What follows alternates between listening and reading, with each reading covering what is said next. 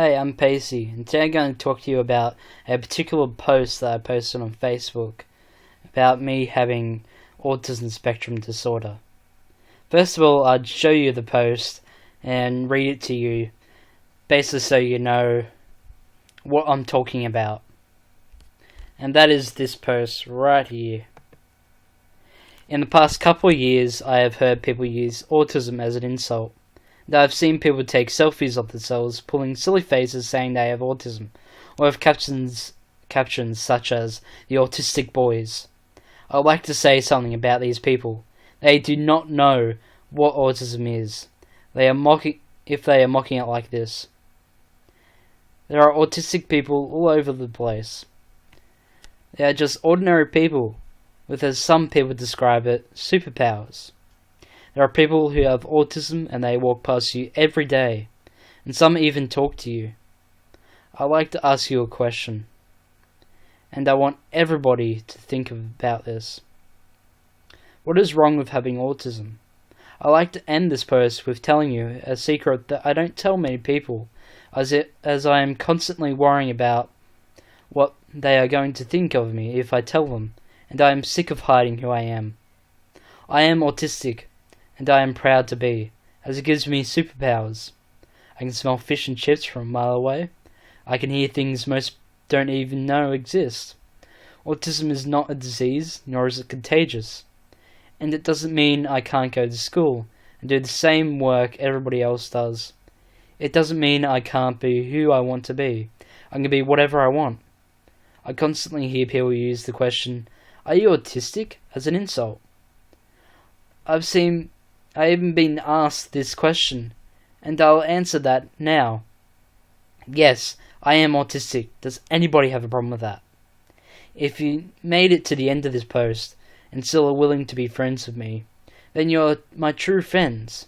I don't want to be treated any differently because I am autistic. Just remember that every post you make that makes fun of autism hurts somebody, and that it is permanently on the internet, like a tattoo is on your skin. Thanks for reading.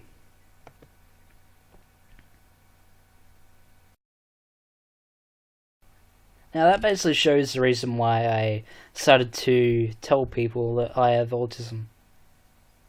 However, funny enough, a couple of days actually after I made this post, I found this network named the I Can Network, which is the first Australian network that's run by people on the spectrum, for people on the spectrum.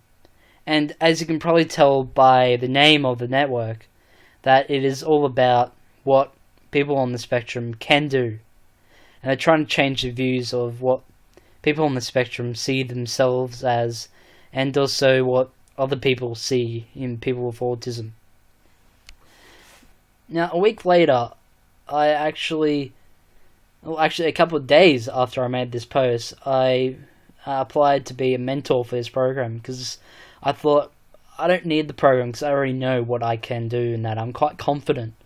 And this program's for all the people on the spectrum who aren't that confident and with social situations and that. And well, I'm very confident now. I wasn't about 10 years ago, but I am now. And yep, they applied back to me saying to attend this camp on that weekend, and I attended the camp. It was quite a lot of fun and interesting because I got to meet a lot of extraordinary people that are on the spectrum, and it actually did surprisingly help me, even though I thought I didn't need help in that, but it turns out it actually really helped me.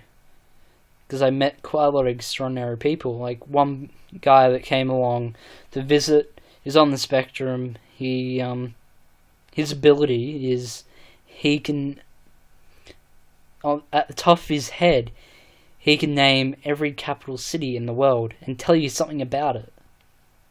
Now, this is quite extraordinary because, like, I don't know all these capitals, but he seems to know every single capital. Because he's memorized a atlas. Because most people on the spectrum, if they've got a source of interest in that, something they're really interested in, they do a lot of research into it, and they can remember everything they've researched. And that's basically a superpower, as you could probably describe it. Everybody on the spectrum has. They may not remember what they ate a couple of nights ago, but they can remember, what happened in history 100 years ago. So yeah, basically this program I think could benefit a lot of people, and I hope it changes a lot of views on what autism is, because that is what I really want. I really want people to start seeing autism as a good thing, not something that has to be cured, not like cancer, I'm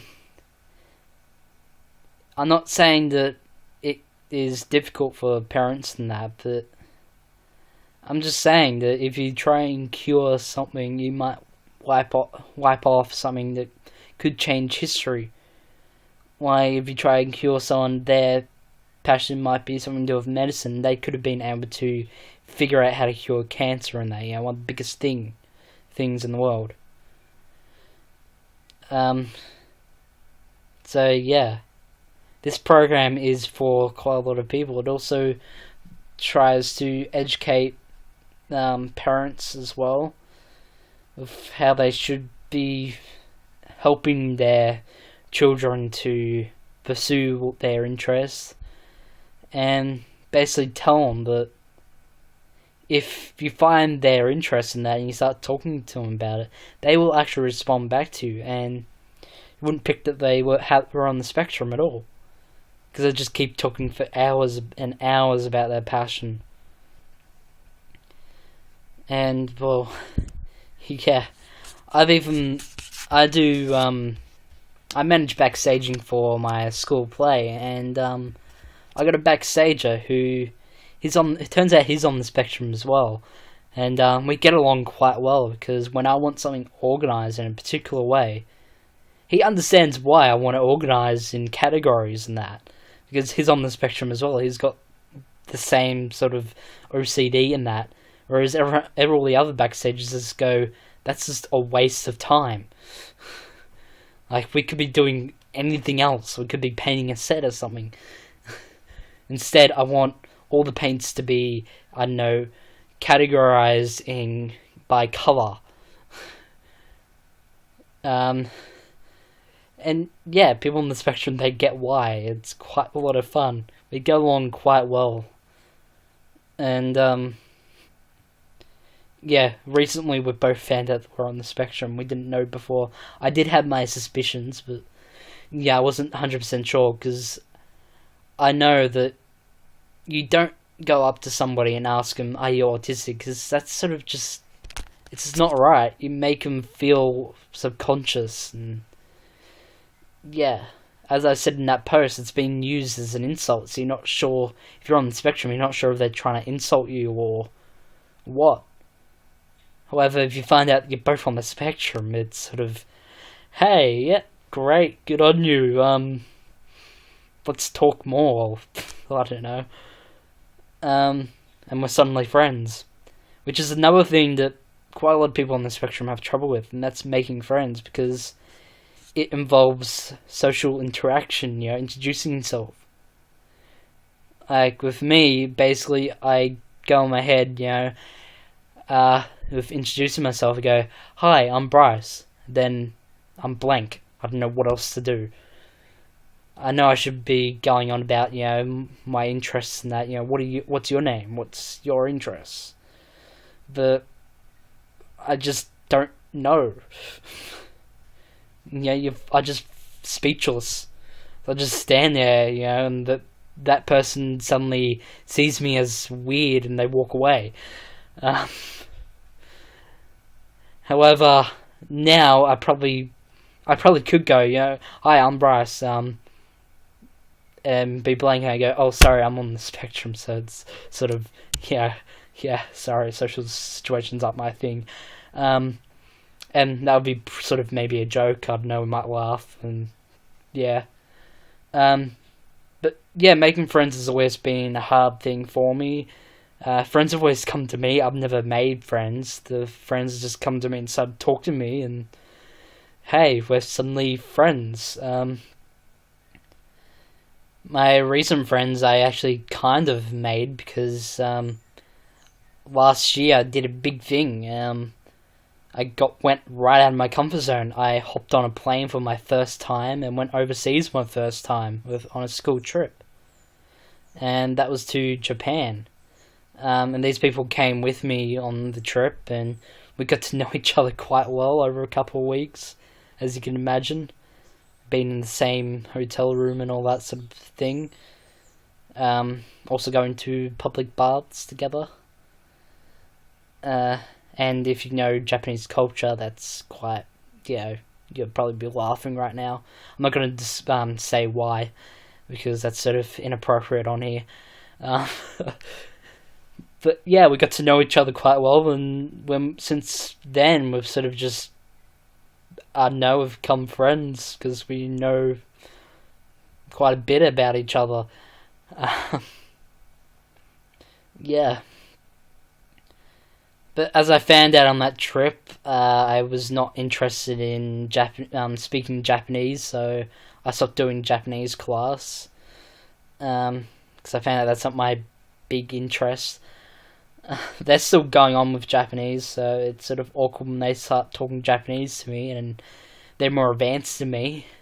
So I'm just going, yeah, sorry, just talk preschool level so I can understand it.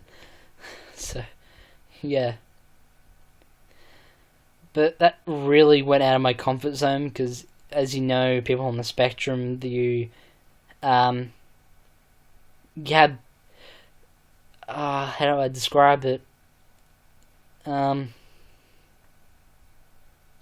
sort of have a rhythm. You have to follow a particular order of doing things. Like well, for me, it's I get up from bed, I go to the kitchen, have breakfast, then have a shower in the morning.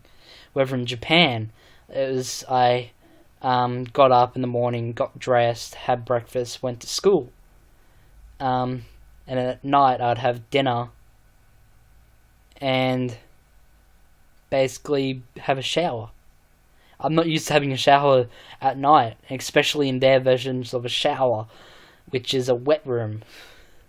Yeah,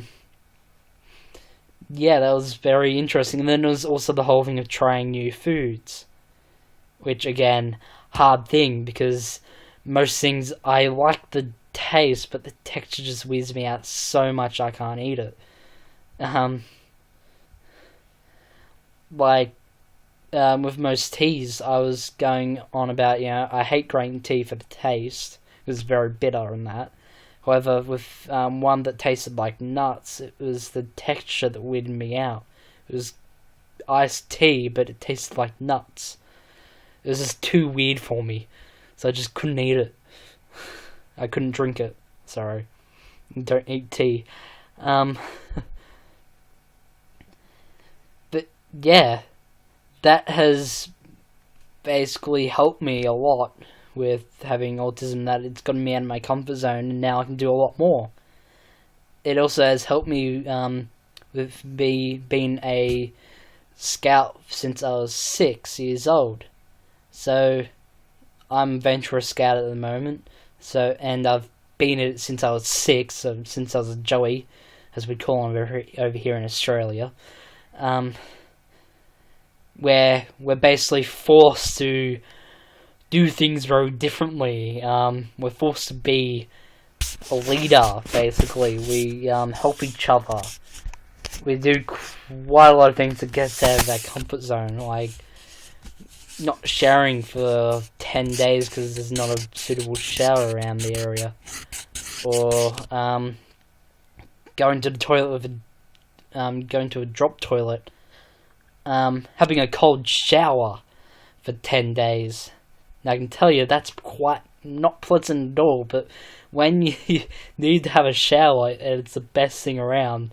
You'll be amazed what you can do. Yeah. And so, I've also been on stage acting. Found out that wasn't my thing. Found out backstage is more my thing, actually. So the opposite of acting. So yeah, that's why I think I could be a really good mentor. And well, yeah, I just want to change people's views on it. That you don't have to treat people on the spectrum like they're special kids. You know, they need they need to be separated from the class every single time. I've figured out that people on the spectrum, they can learn the exact same way as everyone else. You just have to explain to them slightly different to the rest of the class, because I don't really know how this works, but you just do, and then you suddenly get it. And I've found out over the past couple of years that some teachers don't get this. I tried to explain to them, but I need it explained to me a different way, but they just don't get how. So, but some teachers get really well, and I improve quite a lot of maths and that. Like, in year 6, I was separated from the class to do this special program where I learnt to cook food and use a telephone book, which nobody uses a phone book these days. They just use yellow pages on the internet. They just look up, oh yeah, I want to know the local fish and chip store number. Oh yep, here it is. Click on it. Hello, yep, I'd like to order such and such fish and chips and that to this address, whatever. And they completely forgot to teach me year 6 maths. So when I went into year 7 in secondary school, I was already a year behind in maths. So, which my teacher figured out, and well, yeah, they found that it was quite hard to do quite a lot of things. So, yeah.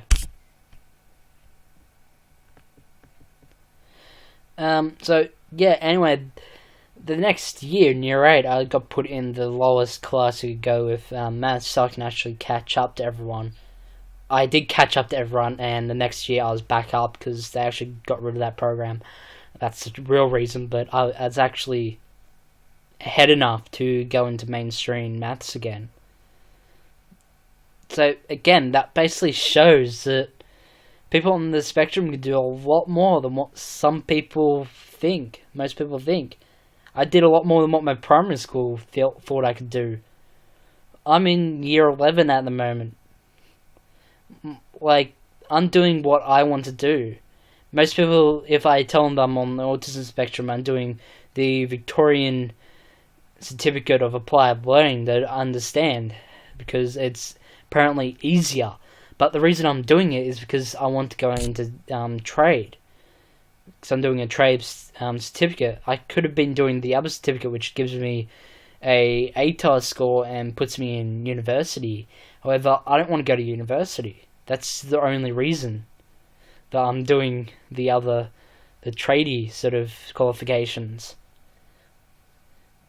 I'm not doing it because I have autism. I'm doing it because it's my interest, and I've got autism. I went to a camp, that camp that I was describing before, where I met a lot of different people on that. Those people, they got told that they had to do the VCAL certificate because their school didn't think they could cope in exam conditions. However, they proved the school wrong, and they went to do the other certificate, and they're actually gone into university studying quite high qualifications as one that their passion is to basically stop global warming and that. So they're doing environmental sciences and that. And the school, or not really surprisingly, they're probably thinking, okay, we got that person wrong. Maybe we should change how we look at people on the spectrum. Whereas at my school, I'm actually quite lucky. However, with my school accepts people for who they are. They don't care if they're on the spectrum. They just ask them, do you want to go into a special program or whatever? Do you need extra help? And if they say no, then they just, they ignore it. They just go with what the student wants, which is quite lucky. And that's why we're actually getting the ICANN network down here to start up a program for the school, where basically students go out once a fortnight for them in the morning to basically talk about their interests and make the students more comfortable about having been on the spectrum and that. And it's still experimental, the program, because it's still fairly new, and we're the ones trialing it out. Because my school, they're aimed towards what students need and want. They don't care about the buildings as much as the programs, as we've figured out, as we have holes all over the roof and that, and it leaks every single winter. But they definitely go towards the most important thing. It's not to do with the buildings. Schooling is not to do with the buildings. It's about the education, which is what they aim towards. They aim towards giving students the best education they possibly can. So, basically, what I want to do in this video is to explain to everybody who's educating people on the spectrum that they can do a lot more than what you probably think. Just ask them what they're interested in, and maybe try and educate them around that sort of thing, because that could help. You can make, if they're interested in architecture and that, just make them, that could work in with maths, because measurements and all that. And, yeah. And also, if you are on the spectrum, well, I want to show that you can do a lot of things. Just don't put yourself down. And also to parents that with children on the spectrum and that, just start thinking about what they probably could do in the future. And if they're non-verbal, just find a way around it. That you can make them type up what they want to talk about, and that's what some people have done. And somebody's done a TED talk on that. So with typing on a computer, because they're non-verbal, and they did a TEDx talk, which is a big thing. Hundreds of people watch you do it, and it gets released on the internet. That's I don't think I could do that, but yeah, I'd probably try. So yeah, just try and find what they're interested in, what their passion is, and help them go towards it, because that could really benefit them in the future. It actually opens them up. They start talking a lot more, and they still may not face you much, because there's so much to comprehend with facial recognition that I understand that. But yeah. Anyway, that's pretty much all I want to talk about today. So if you have any questions about what it's like to be on the spectrum, you can ask those questions in the comments, or also on my Facebook page, www.facebook.com/paceyvids. And also, if you are on the spectrum and you want to talk, again, go on the Facebook page, and I could probably talk to you, and you need any help, I could try and help. I'm still doing quite a lot of interesting things at the moment anyway. And if this is the first video you've seen of me and you like it, of course click the like button, comment below how great it is, and if you want me to keep doing this sort of thing, and also don't forget to subscribe to my channel, so maybe I can do more, because I'm actually hoping this channel is to actually raise funds for me to go to one of the biggest camps that Scouting provides, and that's the World Jamboree, which is in North America in 2019. So I hope I can make it to that. That's another big step for me, because it means I have to go overseas again and change change my routine. I'm gonna be an adult by then, so I'm gonna be running things, and that's actually making me quite nervous right now thinking about it. So anyway, I hope you liked this video, and don't forget to subscribe if you did like it and this is the first video you've seen. Also, don't hesitate to have a look at all my other videos. That's basically all I have time for today. So thanks for watching, and I will see you in my next video, whatever that video may be.